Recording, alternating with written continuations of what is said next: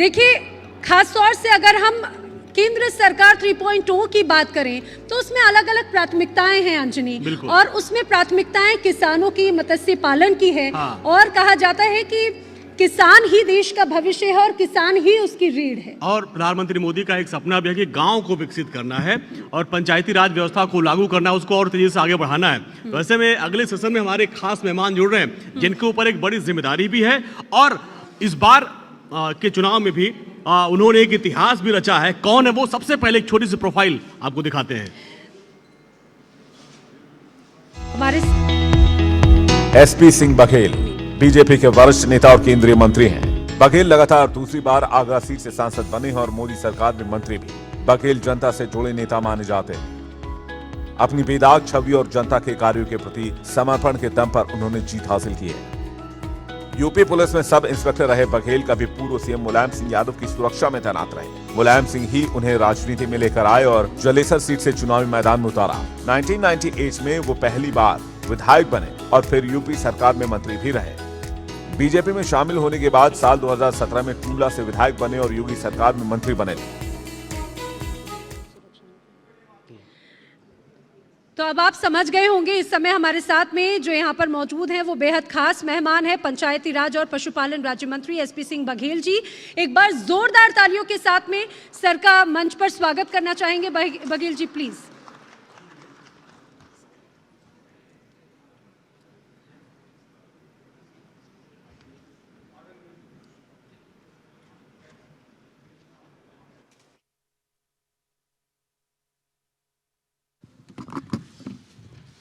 तो बघेल जी की जो प्रोफाइल और ये कहा जाए जो भी आपने एक छोटी सी क्लिप देखी उसको देखकर आप समझ गए होंगे। खासतौर से राजनीतिक जीवन की अगर बात करें तो सर कई उपलब्धियां रही हैं, और जिस तरह से इस बार आपने प्रचंड जीत हासिल की उसके लिए तो सबसे पहले आपको बहुत शुभकामनाएं। आखिर ऐसा क्या खास था इस बार जो एक बार यूपी की अलग तस्वीर नजर आई और ये कहा जाए कि एसपी सिंह बघेल जी की जो तस्वीर थी चुनाव में वो बिल्कुल विपरीत थी, बहुत ही अलग? वो एक बघेल फार्मूला है। विकास के साथ साथ when at Romans do as Romans do, तो एक बघेल फार्मूला है कि विकास तो करेंगे ही, पार्टी के कार्यक्रम संगठन सब करेंगे, लेकिन जो मुझे समझ में आया कि छोटे विकास जैसे सड़क, स्कूल, बिजली, पानी, नाली, खरंजा, फाइनल रिपोर्ट, चार्जशीट, बंदूक का लाइसेंस, विधवा पेंशन, विकलांग पेंशन, वृद्धावस्था पेंशन, जात प्रमाण पत्र, आय प्रमाण पत्र, किसान सम्मान निधि, आयुष्मान कार्ड के साथ साथ सामाजिक समारोह, खास तौर से शादी ब्याह, 13वीं भागवत कथा, रसिया, दंगल, कव्वाली, कुआ पूजन, एकादशी का व्रत का उद्यापन, मैरिज एनिवर्सरी, बर्थडे, ये सब मिला करके ये रिजल्ट आया है। सर, इस बार इतिहास रचा गया है, लगातार तीसरी बार प्रधानमंत्री बने हैं नरेंद्र मोदी, लेकिन विपक्ष बड़ा इस बार देख रहे हैं, बड़ा अजीब सा रहा है कि इस बार वो भी उत्साह मना रहा है। हारने के बाद पहली बार ऐसा देखा गया कि वो लोग उत्साह मना रहे हैं। अखिलेश यादव जी ऑफर दे रहे हैं, उन्होंने मानसून ऑफर दिया, 100 लाओ सरकार बनाओ, और अब उन्होंने विंटर ऑफर भी पेश कर दिया है। क्या ये डेमोक्रेसी में सही बात है जी कि जनता के द्वारा बहुमत के साथ चुनी हुई सरकार को तोड़ने के लिए, जैसे सेल होती है ना कि buy one get one, buy one get two, ऐसे ये हॉर्स ट्रेडिंग को बढ़ावा देने वाला ऑफर है या नहीं है?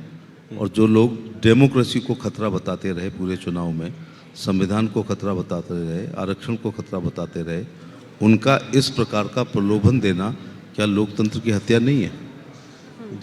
सर, एक सवाल सबसे महत्वपूर्ण हो जाता है, क्योंकि आपको जिस मंत्रालय का जिम्मा सौंपा गया है, कहा जाता है कि ये खासतौर से इस सरकार की या फिर प्रधानमंत्री मोदी जो कि तीसरी बार पीएम बने हैं, ये एक तरह से उनके विजन का हिस्सा रहा है। कृषि पालन हो, किसान क्षेत्र हो, उससे जुड़ी हुई बड़ी जिम्मेदारियां हैं जो आप विभाग आपके पास में है। सर, उनके लिए आपकी क्या प्राथमिकताएं हैं, क्या विजन है आपका? प्रधानमंत्री जी के दिल के बहुत करीब जो है वो है किसानों की आय को दुगना करना। मैं एक बहुत 32-33 मकानों के गांव में पैदा हुआ हूं, तो भारत को बहुत ढंग से देखा है, इंडिया को ज़्यादा नहीं देख पाया। मेरा अपना अनुभव है कि खेती से यदि किसान लखपति होता तो ये देश अरबपतियों का देश होता, जी क्योंकि पिछले सैकड़ों साल से हम खेती ही कर रहे हैं। अभी कुछ सुधार हुए हैं, लेकिन खेती आपकी तब है जब आग से बच जाए, ज़्यादा वर्षा से बच जाए, कम वर्षा से बचे, ओले से बचे, पाले से बचे, कोहरे से बचे, धुंध से बचे, निराश्रित गौवंश से बचे, नील गाय से बचे, जी तब जाकर के फसल आपकी होती है। इसलिए किसानों की आय परंपरागत खेती से नहीं होगी। जी किसानों की आय दुगनी तो प्रधानमंत्री जी ने कहा है, लेकिन अगर वो कृषि वैज्ञानिकों की बात मान लें, वो ICAR के लोगों की बात मान लें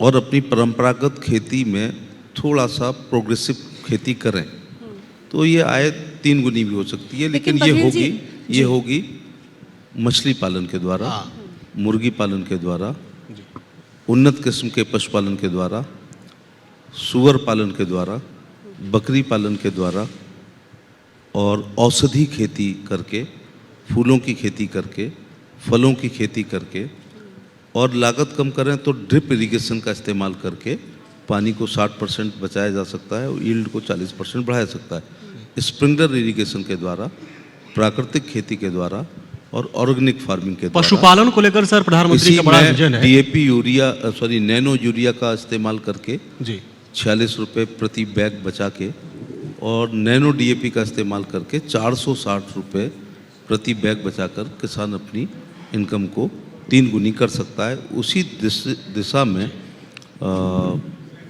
प्रधानमंत्री अभी 65 साल तक पशुपालन विभाग अलग नहीं था, फिशरी अलग नहीं था, ये कृषि मंत्रालय के अधीन आते थे। जी कृषि मंत्री हो अथवा कृषि सेक्रेटरी हो, इनकी लास्ट प्रायोरिटी में फिशरी और एनिमल हस्बेंड्री होता था, क्योंकि एग्रीकल्चर खुद में अपने इतना बड़ा सेक्टर है, इतनी बड़ी संस्थाएं हैं, उसे उनसे ही फुर्सत नहीं मिलती थी। प्रधानमंत्री ने जब से पशुपालन अलग विभाग किया है और मछली पालन अलग, फिशरीज अलग किया है और डेयरी अलग किया है, ये इसी बात से परिलक्षित होता है कि प्रधानमंत्री जी के दिल के कितने करीब डेयरी को लेकर देख रहे हैं सर कि अलग अलग डेयरी का लगातार उद्घाटन किया जा रहा है, बढ़ावा दिया है दूध उत्पादन को, ये भी एक आमदनी का बड़ा स्रोत हो सकता है। और साथ साथ आयुर्वेदिक खेती और प्राकृतिक खेती पर इस बार बजट में विशेष ध्यान दिया गया है। प्राकृतिक खेती पे 1 करोड़ किसानों को प्रोत्साहन देने की बात की गई है। ऑर्गेनिक फार्मिंग पे काम हो ही रहा है, लेकिन मेरे अपने विचार हैं कि 5 बीघे खेती वाला किसान की आर्थिक स्थिति उतनी अच्छी नहीं होती है जितनी 5 मुर्रा भैंसें उसके पास हों, या साहिवाल हों, या गिर गाय हो, या हरियाणवी हो। बघेल साहब ये तो मुझे लगता है कि ये तो काम आप कर ही रहे हैं। मुझे ये बताइए कि उत्तर प्रदेश की राजनीति में क्या चल रहा है इस समय? उत्तर प्रदेश में आपकी सीटें भारतीय जनता पार्टी की कम हो गई जितनी उम्मीद की जा रही थी। सबसे बड़ा सवाल ये है कि हर कोई अलग अलग झंडा लेके चल रहा है। बघेल साहब तो बड़ी आसानी से जीत गए, लेकिन उसके बगल में जो सीट थी आपके साथी की, उसको जीतने के लिए एड़ी चोटी का जोर लगाना पड़ा। उसके बगल में अगर आप आइए इधर मेरठ की तरफ, उस सीट को जीतने में आपको एड़ी चोटी का जोर लगाना पड़ा। तो सवाल ऐसे में है कि ऐसा आखिर कैसे हो रहा है जब इतनी सारी चीज़ें हो रही हैं उसके बाद भी ऐसा नहीं हो पा रहा है? क्या बात है ये? एक तो उतना चल नहीं रहा जितना आप लोग चला रहे हो। नहीं, ऐसा नहीं है। फैक्ट चल में उत्तर तो प्रदेश रहा में है सर। इतना कुछ ज़्यादा चल नहीं रहा जितना चलाने का प्रयास किया जा रहा है। नंबर 2 बात, लोकतंत्र है, जनता जैसे चाहे कम वोटों से जिताए, ज़्यादा वोटों से जिताए। प्रत्याशी अपना आत्म मंथन भी करें जी जी कि 5 साल में जनता से क्या संपर्क रहा उनका। विकास जो था वो कश्मीर से लेकर कन्याकुमारी तक बराबर था। सबके यहाँ 5 किलो गेहूँ चावल निःशुल्क थे। आयुष्मान कार्ड योजना सबके यहाँ थी। कृषि सम्मान निधि सबके यहाँ मिल रही थी। प्रधानमंत्री शहरी आवास और ग्रामीण आवास नॉर्म्स के अनुसार लगभग सबको मिल रहे थे। मुद्रा योजना पात्रता के अनुसार पूरे देश में थी। लेकिन प्रत्याशी को स्वयं भी इनके साथ साथ रोज कुआं खोद करके यानी कि आप रोज ये पानी मानते पीने हैं, का प्रयास भी करना बघेल चाहिए। जी, आप ये मानते हैं कि कहीं ना कहीं प्रत्याशी और जनता के बीच में एक वो गैप रहा है सामंजस्य हो या फिर एक तालमेल वाली वो एक कमी रही है, शायद इसी को लेकर मंथन चल रहा होगा। और इन दिनों हम देख रहे हैं उत्तर प्रदेश में पिछले काफ़ी वक्त से हलचल भी चल रही है, सियासी हलचल। तो क्या ये उसी आत्म मंथन के संकेत हैं? कुछ आने वाले वक्त में कुछ बदलाव की तस्वीर भी देखने को मिल सकती है यूपी में? नहीं, मैं एक सामान्य कार्यकर्ता हूँ। बदलाव जिनको करना है और बदलाव जहाँ से होना है, ये बातें आप उनसे पूछिएगा। अंतापुर की बातें मुझे नहीं पता रहती हैं। मैंने आपको बताया कि ये तो मेरा 7वां कार्यकाल है। एक तो 1998 में आप मुझे एमएलए बना रही हैं, तो मैं एमएलए नहीं बनाता, एमपी बनाता। तो छोटा सा परिचय है कि 5 बार लोकसभा, 1 बार राज्यसभा, 1 बार विधानसभा, योगी जी के यहाँ कैबिनेट मंत्री और यहाँ पर सर ये मंत्री। आपका बड़प्पन है ना, कि इतने अनुभव के बाद में भी अगर आप इस बात को इस तरीके से लेकिन उसका आधार दूसरा है। मैंने कहा ना, ये एक बघेल फार्मूला है जी। और बघेल फार्मूला यही है जो मैंने आपको बताया है। मैं कुछ चीज़ें ऐसी बताऊं जो चौंकाने वाली होंगी। जैसे 7 डिप्लोमेटिक पासपोर्ट में 1 आध मोहर लगी है। नंबर 2 बात, 5 बार एमपी रह करके यहाँ मैं 23 रात आपकी लुटियन जोन में रुका हूँ। अच्छा। मैं लगभग रोज जाता हूँ, लगभग रोज। अरे। लगभग मैं पार्लियामेंट को शामिल नहीं करता हूँ। अपरिहार्य कारणों को छोड़ के मैं रोज रहता हूँ। पार्लियामेंट का सेशन अपरिहार्य कारण है, लेकिन 5 बजे जब कुछ होता नहीं है तो मैं सर इस या तो बार AP से पार्लियामेंट या JP सेशन से चल रहा था, हम देख रहे हैं या विपक्ष वंदे थोड़ा भारत मजबूत में है, चला जाता हूँ। वो लगातार हंगामा भी हो रहा था। अभी कहा गया कि जो बजट पेश हुआ वो भेदभावपूर्ण था, कुर्सी बचाओ वाला ये बजट था। अगर वित्त मंत्री जी अपने रिप्लाई में आज कहेंगी, जहाँ तक मैं समझ सकता हूँ कि उस दिन बिहार का किसी योजना का नाम ले लिया और आंध्रा के किसी प्रोजेक्ट का नाम ले लिया। उसी से ये तमाम सवाल आपके जहन में आ रहे हैं और विपक्ष के पास आ रहे हैं। अगर वित्त मंत्री जी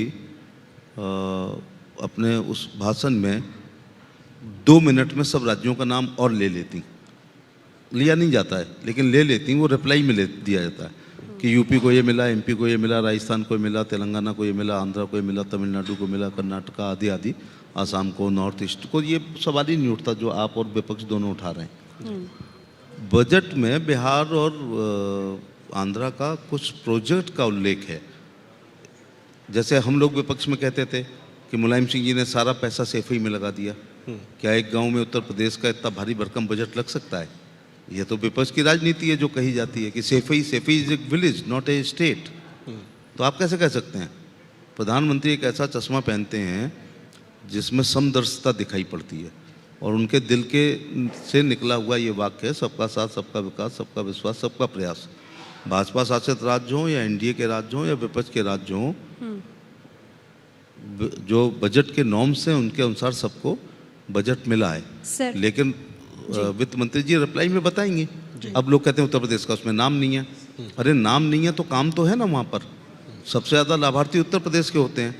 प्रधानमंत्री ग्रामीण सड़क योजना के लिए पैसा दिया है ना, तो हमारा राज्य सबसे बड़ा, हम सबसे ज़्यादा उसका फ़ायदा उठाएंगे। विधवा पेंशन सबसे ज़्यादा हम उठाएंगे क्योंकि हमारी आबादी 22 करोड़ है। विकलांग पेंशन का सबसे बड़ा लाभ हम उठाएंगे। इवन मुद्रा योजना का जो 10 लाख से सीधे 20 लाख कर दिया, यूपी के नौजवान सबसे ज़्यादा लाभ उठाएंगे। स्वनिधि जो दे दी है उसमें अंडे वाले, केले वाले, ठेले वाले या pasta, pizza, burger, chow mein, momos वाले सबसे ज़्यादा नगर पंचायत, नगर पालिका और नगर निगम हमारे पास हैं देश में।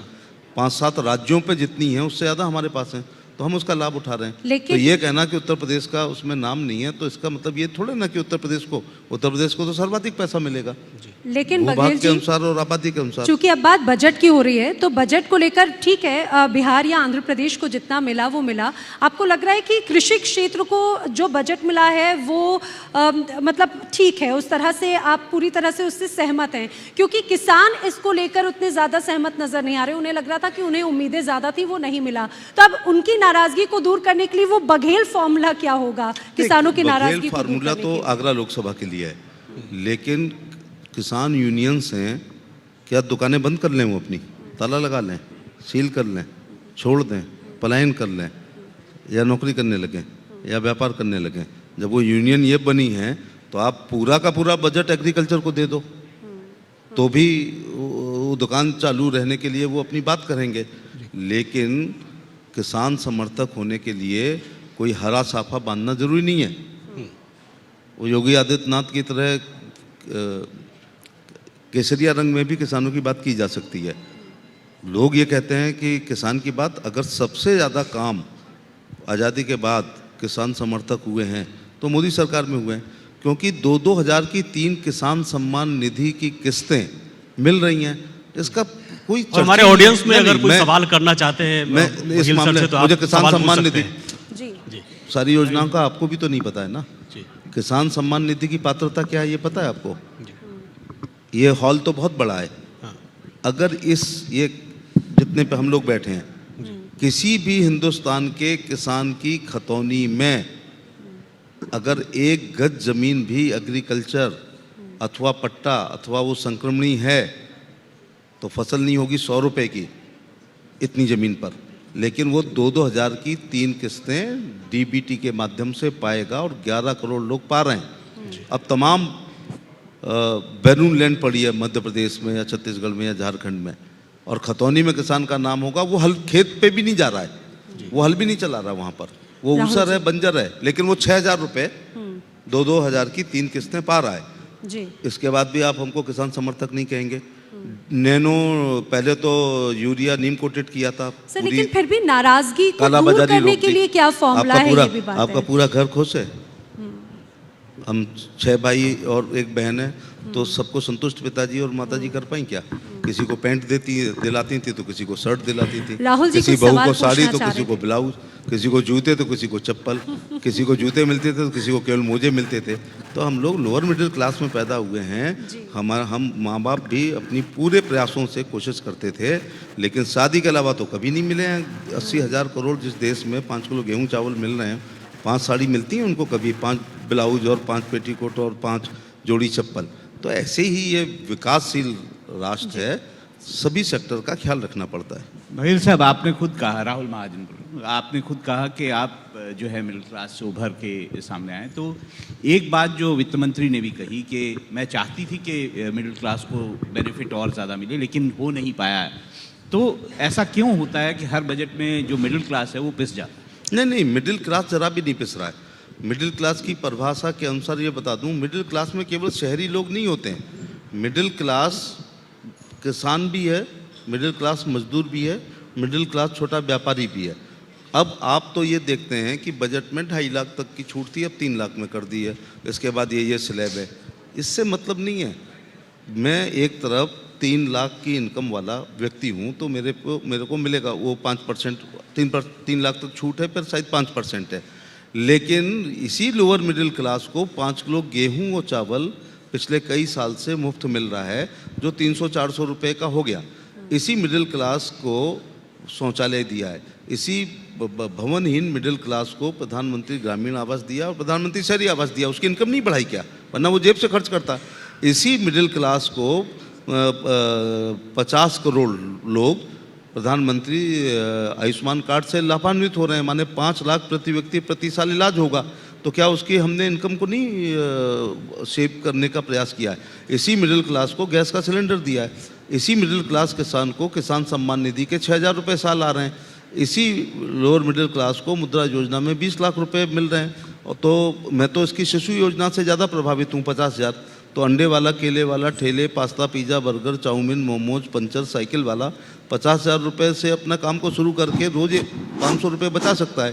क्योंकि हमारे यहाँ मंडी समिति से चलने वाली मंडी मेरे घर आते आते वो सब्जी 1.5 गुनी हो जाती है। और जो बहुमंजिला में मेम साहबें रहती हैं उन्हें तो भाव पता ही नहीं रहता है, तो वो तो जो भी भाव ले लें। तो कहने का मतलब है कि मिडिल क्लास को दूसरे माध्यमों से भी सहायता करने का प्रयास जो यहाँ पर किया जा रहा है। बघेल सर, साहब, अगला सर सवाल एक क्वेश्चन लेते और हैं। है जी कि आपने मुलायम जी के साथ भी काम किया और नरेंद्र मोदी जी के साथ भी काम किया, तो क्या फ़र्क है दोनों में? नरेंद्र मोदी जी के साथ और मुलायम सिंह मुलायम यादव सिंह जी जी। से हाँ, फ़र्क है, थोड़ा सा है कि क्षेत्रीय पार्टियां जो होती हैं वो, अब सभी क्षेत्रीय पार्टियों को ले लो। मुलायम सिंह जी घर में 5 MP, 1 MLA, अकाली दल के साथ यही है, RJD के साथ यही बात है, या TDP के साथ भी यही बात है। मोदी जी की सोच थोड़ी राष्ट्रीय स्तर की है। वो लोग सूबे के बारे में पहले तो सोचते हैं जात के बारे में, ना, पहले सोचते हैं परिवार के मामले में। उदाहरण है कि राम गोपाल जी MP हैं, अखिलेश यादव एमपी हैं, डिम्पल यादव एमपी हैं, तेज प्रताप धर्मेंद्र हैं। याद नहीं हो पाता, धर्मेंद्र यादव एमपी हैं और अक्षय यादव एमपी हैं, शिवपाल जी उधर एमएलए हैं। मैं कोऑपरेटिव और भूमि विकास पे नहीं जा रहा हूँ। ऐसे ही शरद पवार जी का परिवार ले लो, ऐसे आरजेडी का परिवार ले लो। तो पहले परिवार, फिर जात, फिर राज्य, देश के बारे में मौका लगेगा तो सोचेंगे। Bharatiya Janata party nation first, party second और इंडिविजुअल थर्ड, तो ये अंतर है। तो मुलायम सिंह जी के बहुत नज़दीक रहा, मैं तो उनका सिक्योरिटी अफसर भी रहा हूँ और 3 बार उन्हीं के साथ एमपी रहा हूँ और मैं उनको अपना राजनीतिक गुरु मानता हूँ। लेकिन पूरे देश के बारे में सोचने की जगह जो मैंने अभी बताया वो प्रायोरिटी थी, और विकास में प्रायोरिटी थी छोटी छोटी सड़क, स्कूल, बिजली, पानी, नाली, खरंजा, फाइनल रिपोर्ट, चार्जशीट, सीबीसीआईडी जांच, बंदूक का लाइसेंस। कुंदन जी हमारे को सवाल और भी सवाल पूछना चाह रहे विवेक और नरेंद्र मोदी जी का मतलब है सबका साथ, सबका विकास, सबका विश्वास, सबका प्रयास, और भारत को विश्व गुरु बनाने के लिए काम करना, विकसित राष्ट्र, 11वें नंबर से इकोनॉमी को 5 पे, 5 से 3 की तरफ लाना है। और ये जो बजट है ये दूरगामी है, सर्वस्पर्शी है, सर्वव्यापी है, सर्व प्रशंसनीय है, और भविष्य कुंदन के अपना भारत सवाल पूछ की सकते हैं आप। बुनियाद बघेल की जी। ईंटें इस बजट में मुझे दिखाई पड़ रही हैं। बघेल जी, मेरा नाम कुंदन श्रीवास्तव है। आपका एक बयान आया था, आपने हमारे चैनल पे एक इंटरव्यू में कहा था कि रात को 1 बजे कहीं आप सफ़र कर रहे थे और आपने अचानक देखा कि 1 बजे रात में स्कूटी पे महिलाएं जा रही है, एक परिवार जा रहा है योगी सरकार में। सुनाई नहीं पड़ा मुझे। अच्छा, हाँ, ठीक ठीक। आपने कहा था एक बार बयान में। आगे आगे क्या थी वो घटना और उसको कैसे बताएंगे आप हमारे दर्शकों को? वैसे national crime record bureau, state crime record bureau या डिस्ट्रिक्ट क्राइम रिकॉर्ड ब्यूरो से मेरा पुलिस का अनुभव है 10 साल का, तो वो ले सकते हैं। लेकिन सत्ता परिवर्तनें होती हैं, व्यवस्था परिवर्तन होती है तो मज़ा आता है। तो उत्तर प्रदेश में व्यवस्था परिवर्तन ये हो रहा है जब सड़क पे चलता हुआ आदमी, खेत में हल चलाता हुआ किसान और व्यापार करता हुआ व्यापारी, पढ़ता हुआ छात्र और पढ़ाता हुआ शिक्षक और ये माइक लिए हुए पत्रकार जब समझ ले कि सत्ता परिवर्तन के अलावा व्यवस्था परिवर्तन है तो व्यवस्था परिवर्तन है। तो यदि गुप्त काल भारत का स्वर्ण युग था, लेकिन उस समय भी अपराध होते थे, उस समय भी फांसी मृत्युदंड शब्द है, उस समय भी न्यायाधीश है, उस समय भी प्रहरी है, उस समय भी कोतवाल शब्द है, तो जीरो क्राइम नहीं था। लेकिन गुप्त काल भारत का स्वर्ण युग था, तो मोदी जी का कार्यकाल देश का स्वर्ण युग और योगी जी का उत्तर प्रदेश का स्वर्ण युग है। सर एक आखिरी सवाल रहेगा। अखिलेश यादव की सर आखिरी सेगमेंट में एक सर आखिरी सवाल। स्कूटी का तो जवाब दे दूंगा। हाँ, श्रीवास्तव जी का जी। तो उसमें यह था कि पूर्ववर्ती सरकारों में कोई प्लॉट सुरक्षित नहीं था, दुकान सुरक्षित नहीं थी, मकान सुरक्षित नहीं था, बहू सुरक्षित नहीं थी, बेटी सुरक्षित नहीं थी। बच्चा जब तक स्कूल से घर नहीं आ जाता था, माँ दरवाजे पे खड़ी रहती थी कि कहीं उसकी पकड़ तो नहीं हो गई। रात में खेत में किसान पानी लगाने से डरता था कि अपहरण हो गया तो सीधे फिर पाया जाएगा, फिरौती आएगी। दुकानदार अपने नियत समय से जब तक घर नहीं आ जाता था तो पत्नी सोचती थी इसी जुड़ा एक आखिरी थैला सवाल तो है नहीं सर। छिन गया, गोली तो नेम नहीं प्लेट लगी। का सर विवाद तो चल वो रहा था। स्कूटी का केवल सर, ये नेम है कि प्लेट का जो यूपी में मैं मधुश्री मैरिज होम से लौट रहा था तो गुरु के ताल के सामने लगभग 2 बजे के आसपास एक माँ बेटी तो बाद में पता चला, 2 महिलाएं बच्ची चला रही थी। वो महिला और शादियों में तो जेवर पहन के जाती हैं। तो मैंने उनसे पूछा कहाँ से आ रहे हो? बोले शादी से। तो मैंने कहा घड़ी देखो 2:20 हो रहे हैं। तो मैं एसपी सिंह बघेल हूँ, आपका एमपी हूँ, तो आपको कैसा लग रहा है कि आप 2:15 बजे जेवर से लदी हुई जा रही हैं? ऐसा दृश्य मैंने गरबा होते हुए गुजरात में तो देखा है, लेकिन उत्तर प्रदेश में ये दृश्य देखने के लिए आंखें तरस रही थी। ऐसे ही अभी एक दिन, क्योंकि मैं रात का राजा हूँ, मैं रात भर घूमता हूँ, खासतौर से शादियों में। कई बार तो ये होता है बेदा हो रही होती है तो मैं पहुँचता हूँ। तो एक महिला आ रही थी, मैंने कहा शीशा खोला, पर्चे पहले 2 बनना, वो सोचेंगे कि मैं एसपी सिंह बघेल हूँ, आपका एमपी, कहाँ से आ रही हैं? बोले जेपी होटल से कॉफ़ी पी के। मैंने कहा अखिलेश की सरकार होती तो सारी कॉफ़ी निकाल देती है कोई ना कोई आपका। तो ये एक वातावरण बना है लॉ एंड ऑर्डर का, ये तो मानना ही पड़ेगा आपको कि कानून व्यवस्था इस समय ठीक है। ठीक है सर देखिए, मुझे लगता है कि आपका एक लंबा राजनीतिक अनुभव और ज़मीनी स्तर से चूंकि आप रहे हैं, तो आपके पास में बहुत ढेर सारे किस्से, बहुत ढेर सारे अनुभव हैं जिससे साझा करने के लिए, जानने के लिए वक्त और ये मंच बहुत ही ज़्यादा, मुझे लग रहा है उसके लिए बहुत लंबा वक्त चाहिए। आपने भी इतना कीमती वक्त निकाला, चूंकि पार्लियामेंट इस समय चल रही है। इंडिया मंच पर आप आए सर, आपका बहुत बहुत धन्यवाद। धन्यवाद इंडिया धन्यवाद, मंच बघेल का जी। और शुभकामनाएं आपका इंडिया डेली का कि जिस अपेक्षा, उम्मीद और आकांक्षाओं को लेकर के चलिए, हम आपने चाहते शुरू हैं कि किया है, आपके अब लिए ढेर सारी केंद्रीय मंत्री शुभकामनाएं। बघेल जी का स्वागत किया जाए। धन्यवाद। हमारे साहिल सर और सवाल तो आदित्य बहुत सर आए ढेर और सारे जानने की उत्सुकता है, जाहिर सी पीयूष गोयल जी हमारे विजन एंड फिल्म्स के एमडी हैं। सर पीयूष सर, आप भी आइए और बघेल सर का स्वागत करिए। पीयूष जायसवाल जी आइए, MD Vision Ad and Films के, आपका